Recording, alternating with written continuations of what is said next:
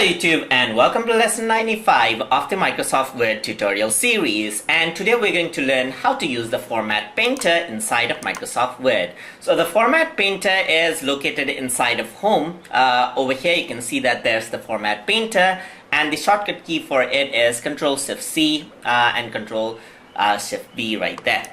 So now if you want to use the Format Painter, let's say I want this text to be exactly like this right here. So what I'm going to do is I'm going to select this out, drag it, click on Format Painter, and then click and drag this area, and let's see what happens. It actually applies the formatting to all of the text I selected. Let me press Ctrl+Z right here.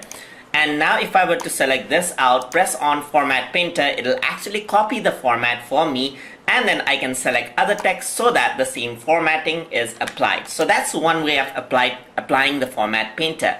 Another way to do so is by clicking on these little icons right here and then adding the color options to it.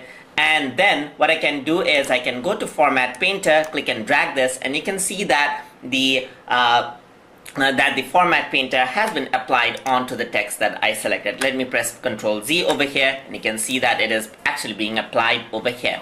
So if I want to copy and paste Format Painter, you can simply just select the content that you want to copy the format of, and then click on Format Painter, click and drag an area where you want to apply Format Painter, and then that's it. So that is how you can use Format Painter inside of Microsoft Word. So I hope you guys learned something as always, and as always, please like, comment, share, and subscribe.